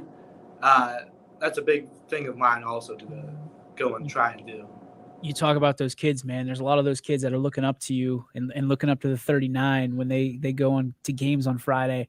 You've been through a lot of adversity in your life. Talk about how you've kind of mowed your way through it and it's made you stronger. Like you just said, a lot of adversity. You talk about you don't know where life's going to take you. If I was 3 years ago saying I was going to be the running back at Girard, have 1,000 yards, I'd look at you and say I'm crazy, but it's really God has a plan. You have to trust him, pray to him, believe in him, and everything was going to work out in the end for you. Give us a little glimpse into the future of this program. Who are some players that you see, whether they're freshmen, 8th grade, that are putting in the work and that you could see being really big impacts in a couple of years in Girard? Steven Sims is a dog. I mean, that guy is a dog. I mean, as a freshman, he was a freshman last year playing varsity football. I've never seen anything like it before. The way he went out and competed, his body's developed too, for sure. And then A.J. Pearson, Coach Pearson's son, middle school football player, he's going to be something also, for sure. Can't wait to watch them play. Who are some of the guys that you look to when you were just in the wigwam, I guess? They were looking to you and saying, "Who's this guy?" And you really look to them to learn the ways of Girard football. Marco Donatelli would be one of them. He went to Akron and he played there for a couple seasons. He's out in Florida now, but I love him. I do love him. Me and him are good friends. He comes by. We play some one-on-one sometimes. He likes to bet me and take my money a lot, but that's got to slow down a little bit. But, he gave me a bunch of Akron gear and things like that, and he never stopped being there for me. And that's something I'm going to take for, all those kids who I just named as well. I'll always be there for them, and I hope they know that. When you do graduate and you look back on your time at Girard, what are going to be some of your favorite memories, not just with your football program, but being a part of the student body, being a part of the school system? The pep rallies. The first one I ever went to, I walked in there. I had no idea what to expect. And I just had these chills down my whole body the whole time. Everybody's yelling. You got the band playing. The teachers are all up in there, and the atmosphere, it's like no other from those pep rallies, and I loved it, and I still do love it. We're going to put a bow on this interview, man, but we can't do it without having you reach out to your role models, the people that have loved you and loved on you through this entire way, whether it be family or friends. Can you just list them and give them a shout out for who they are and why you are the man you are today? My mom and dad, they've always been there for me and taking care of me, and no one loves me more than them. And my grandpa's my number one fan. He comes to all the practices and watches. He sits up in the stands. My grandma also, buying me food when I need it to make sure I'm ready for practice and games and things like that. And she's also a big fan of mine. My brother, and then you got my best guys. You got Johnny Maley, Bobby Algiers, Jake Dowie, Connor Strain, the quarterback Nick Bengala, Connor McKernan. I love them all. I really do love them all. Michael, we love covering you. We love rooting for you every Friday night. Good luck the rest of the season, and we look forward to talking to you again real soon. I really appreciate this. Thank you, guys. You got it, man. All right. And let's get this back to normal. There we go. But man, that's a kid that you can just root for time in and time out. The kid's nickname's Money. Literally, I think it's on Instagram, right? Yep. That's his tag. Money Palmer. Because when you get in the money zone, as Mike calls it, there's nobody you want to go to more than 39. And, again, Bengala does a good job of spreading things around, but I think you know who you can count on. And those boys up front know that they've got you want to talk about a dog, they got a dog in the backfield in Michael Palmer, and it couldn't have been a nicer kid. Great kid on the field, great, football player, great athlete, but off the field, like superstar. That kid is going to lead the way for somebody someday. And he says he wants to be a coach. I have no problem seeing him being an outstanding coach in the future wherever he lands. I mean, there's coaches that ears perked up, I'm sure, from that standpoint. I mean, there's coaches that are going to be recruiting him, and they're going to watch this, and they're going to say, man alive, we got ourselves a gem here in Michael Palmer. It's not because he's a great player either, because we've seen a lot of great players not make great coaches. It's because of his attitude, like you said, off the field. That's what's going to make him a great coach. 100%. You're spot on, Ian. So that was a great interview. Gerard will go to... Is it Revere? Revere this week to finish out league play before they start that big NE8 sweep starting in week 4. And what I loved about that interview too, that he brought up that he has connections and conversations with other running backs in the NE8, and they have their own internal little competition. He brought up Antoine Gardner from Niles. It's fun to see these kids have connections with the people in the other schools, and to have those. It almost kind of, I don't want to say waters down the rivalry, but it makes the rivalry less cutthroat than it used to be, where it's like, I hate those guys. Now it's like, I just want to compete against those guys, but I have respect for them. Social media has brought the world together, and it's a much more, and people are going to rip on social media and say that everybody's got a pedestal. But what I'm finding is a lot of these student athletes are closer now, and they can communicate with each other and, kind of feel out what they're going through, because a lot of these guys are playing the same position, same year, or, been there before, been there, done that thing. And, kind of like a mentor a little bit, and they can help each other and be peers, even though they don't go to the same school, which is, again, that's the awesome part of technology, is bringing people closer together. And, you talk about mental health. Can you imagine how mental health would be in today's day and age if we couldn't communicate with each other the way we do? If we couldn't do this, it'd be a shame. I know people were going crazy when COVID happened, but imagine if it was like a COVID, but it was like a technology infection and we couldn't go on our Wi-Fi's anymore. We couldn't do our internet. I feel like society might implode. Kat, I'm telling you what, if what are I forget they're called, like the energy bombs, whatever that they always talk about having. Like if that happens, I'm done. I'm out. I don't want to be here anymore. I'm just like, you won't find me in the woods. Like I'll be dead.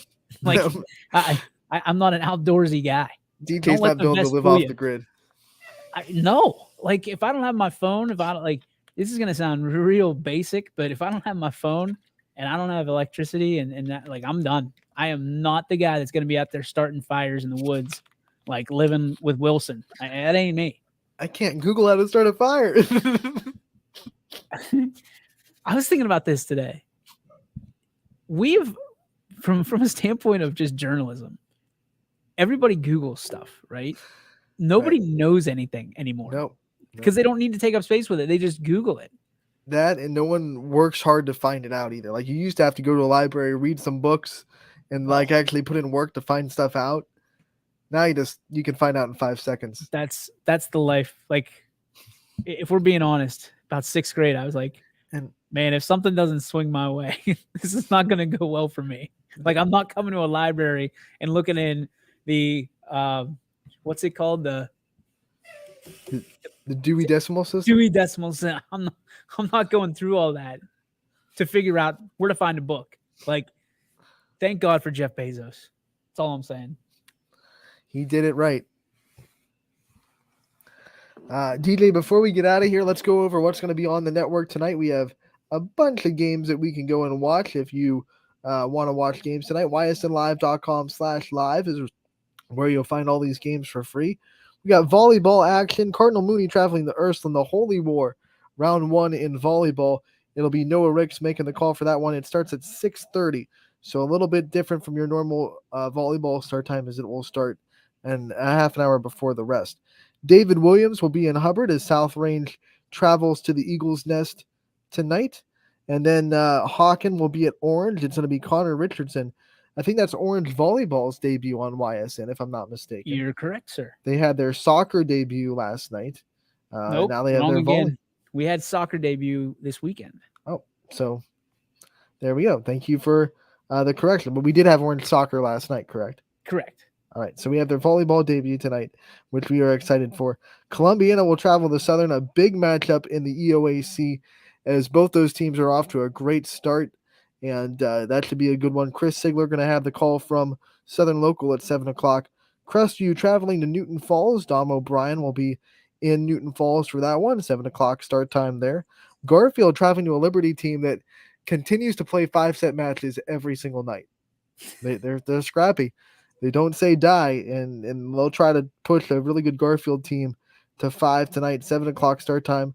Alec Caberna will be in Liberty for that one. Ty Bartell has Austintown Fitch's AAC debut as they host the Howland Tigers tonight at 7 o'clock. Lisbon travels to East Palestine. You'll have the call on that one as the Blue Devils battle the Bulldogs. And then I will be in Jackson Milton, last but not least, at 7 o'clock as the Tigers from Springfield come to town for an MVAC Scarlet Tier matchup. And don't forget, prime time at 5 o'clock from East Palestine, which is why I can do the Lisbon at East Palestine volleyball game. We are going to have Coach Dempster. We are also going to have some players. We're going to have, I believe, both Figley boys are going to be on hand, and we will interview the athletic director, Dwayne Pavkovich, about the kind of renewal in East Palestine. The city's on fire right now, trying to flip the switch. So we're going to talk about how things were a few years ago and how, Coach Pav is, well, I call him Coach Pav because he was my coach, how he's kind of turned the programs around in the, I don't want to say the spirit of the East Palestine Bulldogs in light of records. And they will be hosting Camel tomorrow, which is, a game that, is kind of a toss-up. I think they have a chance to get their first win against the Red Devils. Somebody will walk away with a victory in that game. First win. Both teams looking for their first win. We do have football tonight as Wellsville travels to Steubenville Central Catholic. Coy and Gary making the trip there. They have been cleared, so good job for that. 7:45 start time for that one. Weird. Like Quinn told me that this morning, and 7:45. That's just like, why not 8? Why not 7? Why not 7:30? It's just like a weird thing. Late into the night, and they do things different in Steubenville, I guess. Boys soccer will also be in action tonight as Poland travels to South Range. Anthony Romo and Richie Giuliano will have the call on that one. That should be a good matchup, too, between two boys soccer teams that have been going at each other for the last couple of years. Brian Garkar, one of the most underrated soccer coaches for Poland, I think, in the area. I know a lot of people talk about, there are a lot of great soccer programs, but I think his ability to coach in that program, we've had a chance to talk with him on Running Point before. Great coach for the Bulldogs. South Range has a great program as well. Should be a fun one on the soccer pitch tonight. Can I give a shout out real quick to all the announcers for announcing soccer? Like we put the challenge out there and they have stepped up, and I don't even know a soccer reference to go. They've kicked the goal. I don't know. But they have done a wonderful job. I think we're already at the number that we were at last year, and we're not even halfway through the season. Yesterday we had 3 soccer games on the network for last night. Fantastic. Another one tonight. So they are answering the call, and we have guys that have either come to us that have interest in soccer, or they've taken it upon themselves to learn the sport and go there and call it beautifully.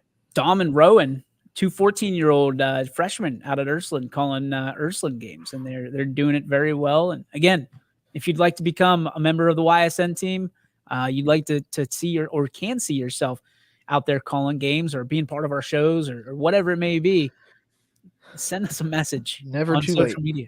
It is not hard to get started. It's not rocket science. And if you're passionate about sports or passionate about the positive promotion of kids, we want to hear from you. It is never too late to get started at YSN. Well, sometimes it's too late. Sometimes. I mean, if you're like 3 weeks in and you decide to hand down something, that's probably a little bit too late. But I digress. We will take away this episode. We'll hand off to the Casual Sports Podcast from 2 to 3. DJ no power hour today because of the prime time, but you will be live from East Palestine at 5 o'clock. I will for prime time at East Palestine. Stream City, baby! I can't wait. You will have the volleyball game in East Palestine as well tonight at 7 o'clock. Yeah, I'm gonna go set up. It's gonna be weird. I gotta go set up the volleyball game while Quinn's setting up prime time, and then I've got to call it for. It's a whole thing. I'm not going to bore you with it, but Palestine, good coverage tonight. A little peek behind the curtain of the life of DJ Oakley, if anyone didn't know. You don't want that. You don't want that. You don't want anything to do with that. Don't threaten me with a good time. Well, I think I speak for everyone that works for you and with you that we thank you for all the time that you put in to make our job just a little bit easier. And, virtual hugs. There's a virtual hug. hugs. There's a hug for you. Once again, I'll take a 22-hour break. Me and Ty will be on the show tomorrow to go over every football matchup that is happening tomorrow, a couple on Saturday too. And then we'll have you covered with that Casual Sports Podcast coming up next, and a bunch of stuff tonight. Prime time at 5 kicks us off. Are you super showing it up tomorrow? Oh, you're going to be on the Power Hour? Yeah, Power Hour Super Show. Yeah, I'll pop in. Sure. Sorry, it's the Power Hour Super Show. Yeah, I'll pop in. I'm excited because I got to do the Power Hour, and then I got to see it at Canton. Yeah, see it at Canton, and then over the weekend, see it at Chicago. Quinn's driving. That's all I'm saying. Quinn's driving. He's already given me the green light. He's driving. You guys will have fun. All right. Thank you for tuning in today, and we'll see you all tomorrow.